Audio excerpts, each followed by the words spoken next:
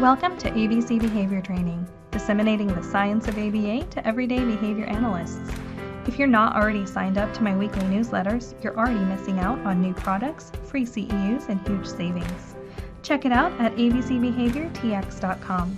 And don't forget to check out the freebies mentioned in this video using the links below.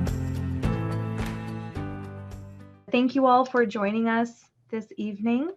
Today's talk is going to be the 7 deadly sins of behavior analysts to leave behind in 2021. This is going to be presented by Audrey Kennedy, and she's going to hop on in just a second here. And then it's hosted by me, Melissa Druskis. For those of you that don't know, this is being hosted by ABC Behavior Training. So I'm the owner of ABC Behavior Training, where I write articles, create materials, templates, do consultation. Hi, and welcome to everyone. My name is Audrey Kennedy, and I do appreciate everybody sharing your time with me tonight.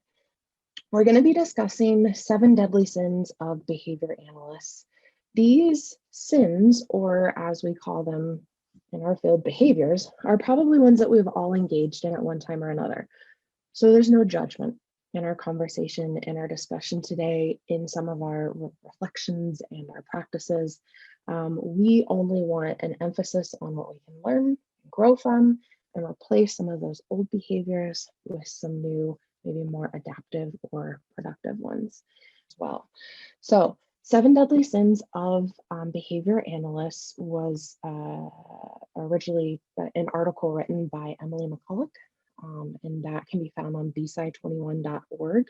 If you haven't already read that article prior to our discussion, that's totally fine. But if not, I would definitely encourage you to check it out there and give it a read. Number 1 deadly sin, our first deadly sin that we want to leave behind is arrogance. And the article, the authors kind of quoted as saying, it's the one thing to be proud of the science of applied behavior analysis. It's another thing to set yourself up as the one with all the answers. Many of these professionals view the field of behavior analysis as people who think they are above it all or they have the answer to every problem. This is one of the biggest gut punches of our field, or at least to me, and it's one of the biggest things that really hit home when I read Emaley's article. And to be perfectly honest, I'm still trying to pinpoint exactly how that happens, but I have seen so many BCBAs who got into the field and they were curious and they were humble, and somewhere along the line, these really arrogant behaviors are reinforced and brought about, and frankly get to be really fluent. And we're taught to be proud of our field and take pride in our science. And I think a lot of programs out there do teach that we have this special secret insider knowledge or framework that can fix all of these problems and provide all of these solutions. And no other field or framework can do that if you just listen to us and what we have to say. And while that might be somewhat true, we do have an amazing science. We do have an amazing field. And I feel passionately that if applied correctly, it could solve a lot of problems as a whole, for our world as a whole, right? It's not a good look to be so proud and so arrogant that it turns off many of the professionals and our important team members that we need to so desperately collaborate with.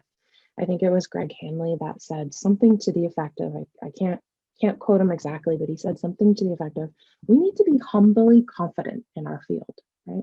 And it's so true.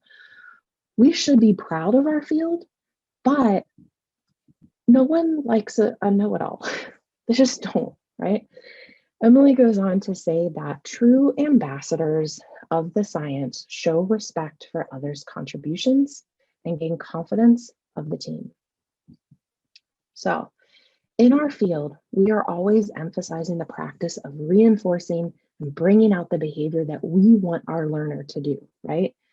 Or we're not supposed to kind of emphasize the, hey, don't do that. We're supposed to emphasize the, hey, do this.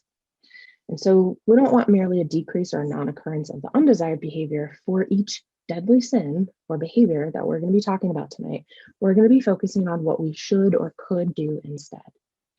And our author helped us out a little bit here with that and identified 3 target behaviors for us as behavior analysts.